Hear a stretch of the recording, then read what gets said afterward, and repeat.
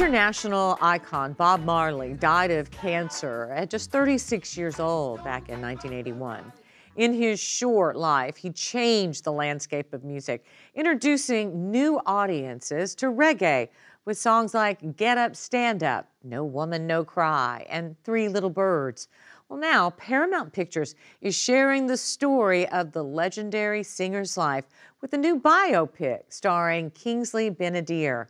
LA Times columnist Elsie Granderson wrote about the upcoming film, asking what version of the artist will viewers actually get.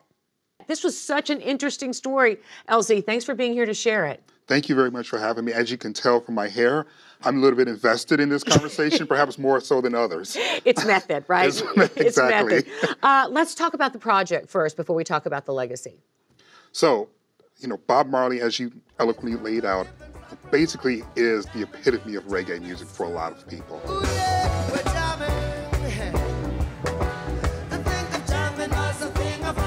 And his life story, very much like a life story like Freddie Mercury and Elton John, which we've recently seen, is equally as fascinating, and thus a lot of people want to see it on the big screen.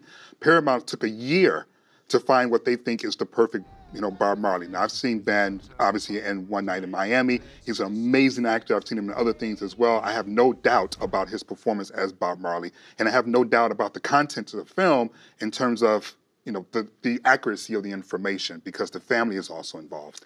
You wrote, though, it's a big question, which version of Marley viewers will get. Explain what you meant by that, because it was fascinating.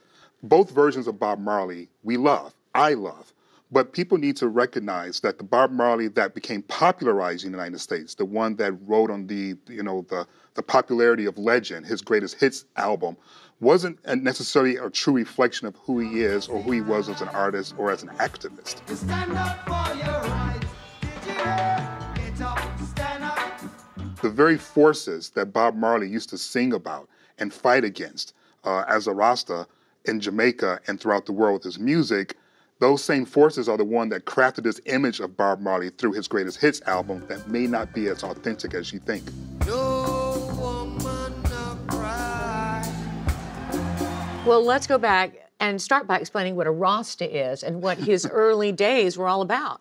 Well, Rastafarianism is a religion, and there's a lot of things that's in it that's politically driven. There's a lot of things that's in it that's very akin to like Christianity, and there are some things in it that's more what people would associate with being hippies, right? And that's obviously the affinity for marijuana smoking and just sitting back and relaxing, that aspect of the culture. They were first and foremost activists. In some ways, you can say they were the early adapters to fighting for climate change, if you will, because they valued and understood the importance of taking care of the planet. That's also part of their religion. And also acknowledging the history of slavery. Well, something that we're hesitant to do in the United States, period. And certainly if you have a black man from Jamaica who smokes marijuana and proudly talks about smoking marijuana, particularly during the 1970s and 80s when marijuana was demonized in this country at a very high level, leading to mass incarceration. And while drug and alcohol abuse cuts across all generations, it's especially damaging to the young people on whom our future depends. You can see why record companies did not think it was a good idea to try to sell the Rastafarian version of Bob Marley, the one who believed in these things passionately, particularly talking about the legacy of slavery, as well as colonialism, its impact on not just his community, but the African diaspora in general. You can see why that wouldn't be a big seller for record companies. What was a big seller was this greatest hits album that came out 2 years after he died, Legend. And it was the gateway music to Bob Marley. Yeah, there are amazing songs on that album. And there are some political songs on that album. I don't want to suggest that the entire thing is apolitical. It just isn't as reflective of all of his catalog as I think people should recognize as an artist and, again, as an activist, because this was his life's work. And they did it on purpose. They did it on purpose because they wanted to sell to white people. This is literally what the executive who put together Legend said. He wanted to market Bob Marley to white people. Bob Marley sold less than 700,000 CDs of Exodus, which was his most popular album in the United States, only 700,000. Legend is the second longest charting album in the history of Billboard charts.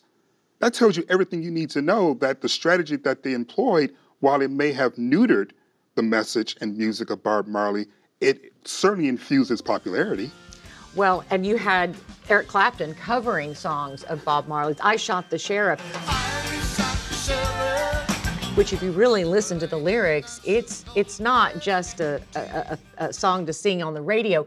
It is a political statement. Yes, it is absolutely is a political statement, but when you approach a political song without political intentions, you can see why the message gets lost.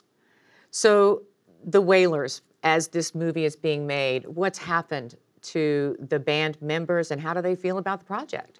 You know, I have not seen a lot of reporting on that myself, but I certainly understand the dynamic, if you will, the landscape of this conversation, because there were a lot of members of Bob Marley's band who were in and out and left because of creative differences. And there's always been conversations about who exactly composed and wrote what.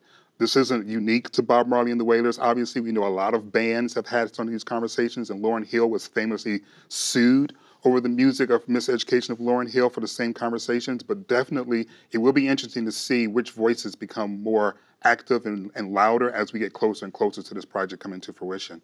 In the meantime, it's a good time to pick up that Legend album and put it on the turntable once again. Absolutely, absolutely. Though I would also recommend that listeners look for the song War.